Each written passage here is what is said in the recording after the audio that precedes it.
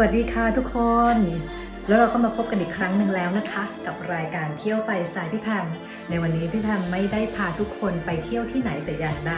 แต่กลับขออนุญาตเรียนเชิญทุกคนมาที่บ้านค่ะในวันนี้พี่แพมจะจัดโต๊ะรับประทานอาหารกลางวันแล้วก็นำจานชุดที่พี่แพมชอบมากออกมาใช้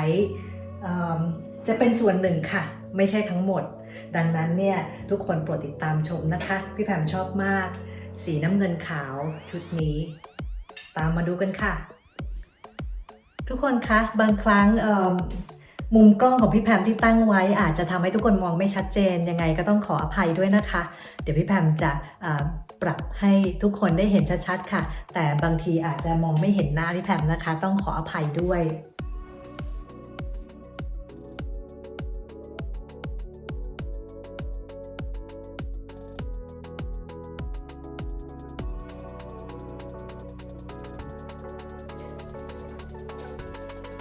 ทุกคนคะหวังว่าคงจะเห็นชัดนะคะจากมุมกล้องนี้จะเห็นว่าพี่แพมเตรียมชุดจานสีน้ำเงินขาวเอาไว้แล้วก็มีผ้ารองจานมีนัปกินนะคะเป็นผ้าเช็ดปากแล้วก็มีที่รองจานที่พี่แพมจะวางไว้ตรงกลางโต๊ะส่วนผ้าปูจะเป็นสีขาวนะคะพี่แพมจะพยายามคุมโทนให้เหลืออยู่แค่3สีเท่านั้นเพราะว่าเวลาทำอาหารออกมาแล้วเนี่ยเวลาวางบนจานแล้วก็เสิร์ฟเนี่ยก็จะทำให้อาหารดูน่ารับประทานค่ะส่วนที่พี่แพมเลือกสีดำก็เพราะว่าเวลาเราวางจานสีน้ำเงินขาวแล้วเนี่ยก็จะทำให้จะเห็นได้ชัดเจนนะคะว่าความสวยความงดงามของลวดลายจานเนี่ยเป็นอย่างไรซึ่งพี่แพมชอบมากค่ะชุดนี้แต่จะไม่ค่อยได้ใช้ค่ะเพราะว่ากลัวแตกเป็นอะไรที่โรคจิตนิดนึงคือชอบเก็บแล้วดูจะมีความสุขตรงนี้ค่ะโอเคเราไปดูกันนะคะว่าพี่แพมจะจัดแบบไหนอันนี้เป็นลักษณะอาหารกลางวันแบบง่ายๆสบายๆค่ะส่วนดอกไม้นี่ก็คือหาไม่ได้เลยก็คือจะได้สีแบบจัดจ้านแบบนี้แต่ก็ไม่เป็นไรค่ะแล้วก็การจัดจริงๆแล้วเนี่ยจะไม่ควรจะเป็นทรงสูงแบบนี้ควรจะเป็นทรงที่เตี้ยหน่อยแต่ว่าไม่เป็นไรค่ะวันนี้ปล่อยผ่านไปก่อน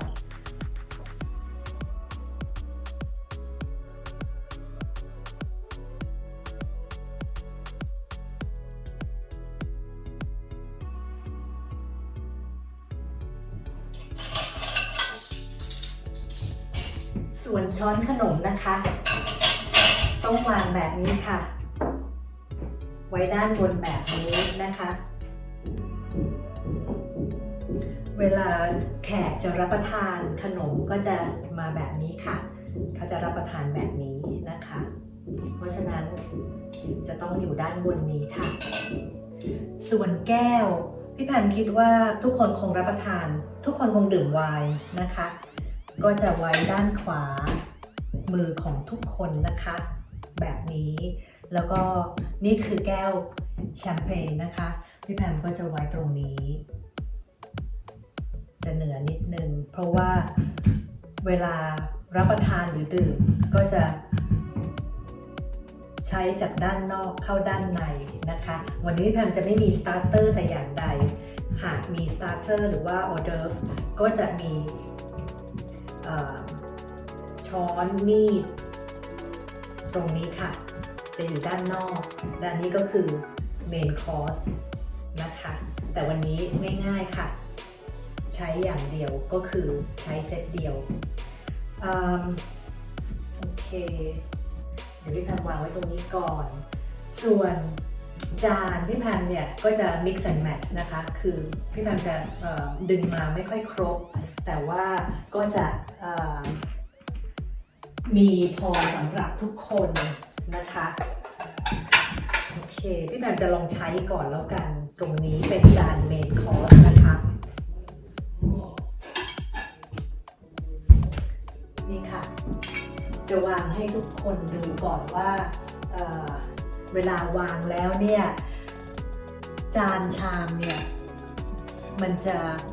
เด่นขึ้นมานะคะเมื่อเราวางบนสีดำที่เป็นแผ่น ผ่นวางจานนะคะ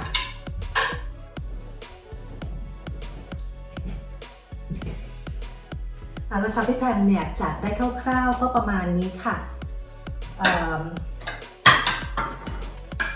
เพราะฉะนั้นสตาร์เตอร์ก็จะเป็นจานเล็กแบบนี้นะคะส่วนอันนี้ก็จะเป็น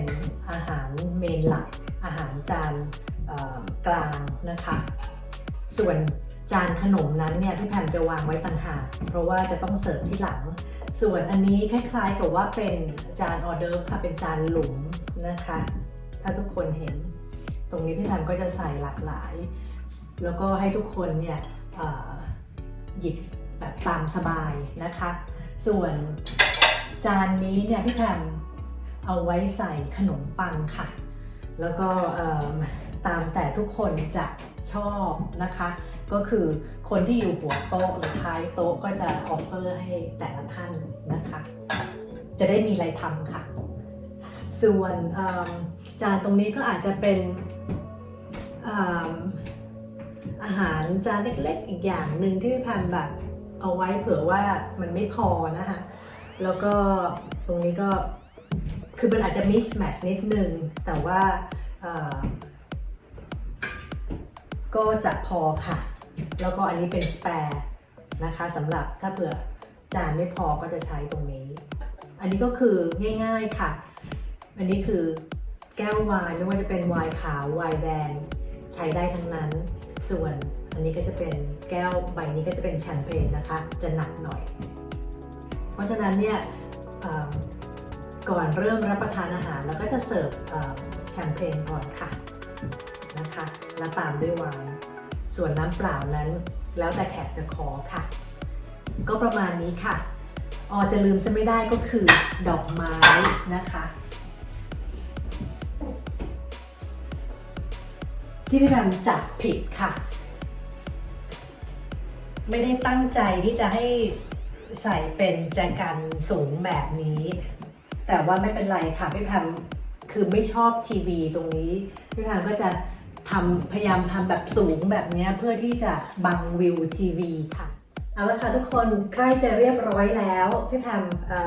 ที่จะลืมเสียไม่ได้เลยก็คือผ้าเช็ดปากนะคะ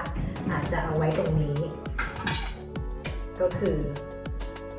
วางไว้แบบนี้นะคะทุกคนจะได้ไม่ลืมค่ะนี่นะคะในวันนี้พี่แพมก็ต้องขออนุญาตทุกคนลาไปก่อนนะคะหวังว่าทุกคนคงชอบการจัดโต๊ะอาหารกลางวันในสไตล์ของพี่แพมค่ะหากชอบกรุณาช่วยกดไลค์กดแชร์เพื่อเป็นกำลังใจพี่แพมด้วยนะคะและกด subscribe ตรงนี้เลยค่ะ